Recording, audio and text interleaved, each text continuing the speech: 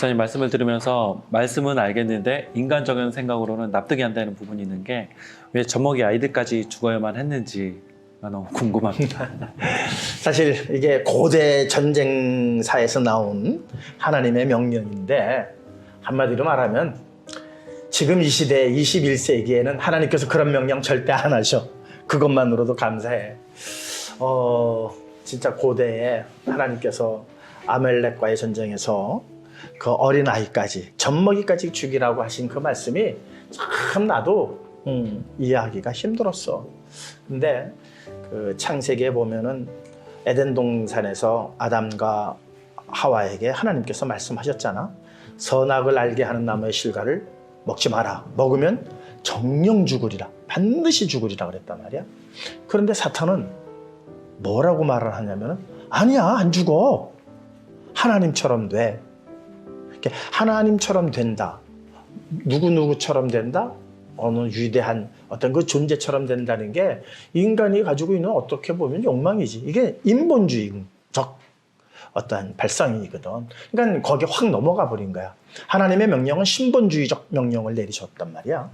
자, 아말렉 전쟁도 마찬가지라고.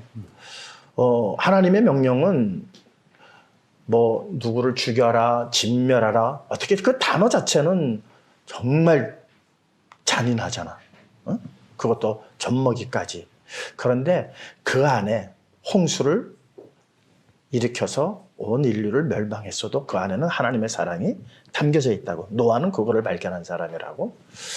그런 것처럼 우리가 항상 말씀을 볼 때 인본주의적으로 보게 되어지면은 엉뚱한 길로 갈 수뿐이 없어. 항상 신본주의적 어떤 시각에서 하나님께서 이런 말씀을 하신 그 깊은 그 하나님의 사랑, 긍휼, 은혜를 이렇게 생각하면서 봐야지 인본주의적 생각에서 이거 왜 이렇습니까? 이거 너무 잔인하지 않습니까? 이렇게 바라보면은 성경에 걸릴 게 너무 많어. 그래서 우리가 예배를 통해서 자꾸 신본주의적 시각으로 접근을 해야 된다. 나는 그렇게 생각을 해. 네. 버릴 것은 버려야지.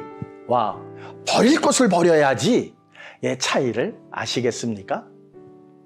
문자적으로 보면 아주 작은 차이죠. 받침 니은과 리을의 차이일 뿐이지만 앞의 말은 당연히 버려야 할 것이고 뒤의 말은 버려서는 안 될 것이라는 정반대의 의미입니다. 성도가 버려서는 안 될 것이 있습니다. 하나님의 말씀입니다. 하나님의 말씀은 반드시 이루어지기 때문입니다. 창세기 1장의 내용은 하나님이 말씀하시니 그대로 되었더라가 전부 아닙니까? 그런데 아담과 하와는 하나님의 말씀을 버리고 뱀의 말을 따랐습니다. 그 결과 정령 죽으리라 하신 말씀대로 모든 인생이 죽음 앞에 무릎을 꿇고 말았습니다.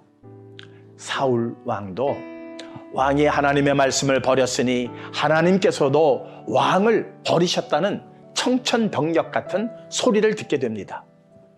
그런데 사울의 변명 아시죠?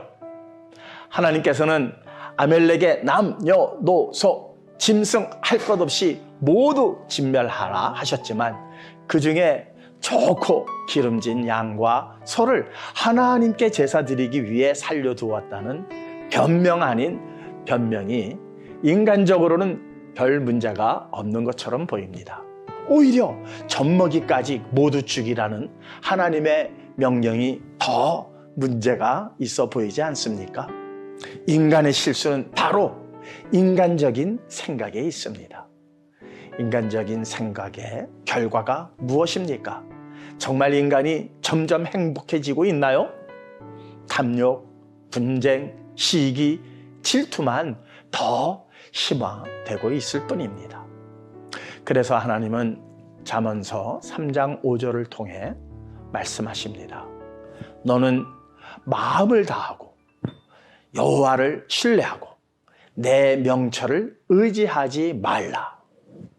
그리고 말씀하십니다. 요한복음 6장에 내 아버지의 뜻은 아들을 보고 믿는 자마다 영생을 얻는 이것이니 마지막 날에 내가 이를 다시 살리리라. 사는 길 두고 죽음의 길로 가는 어리석은 자가 되지 맙시다.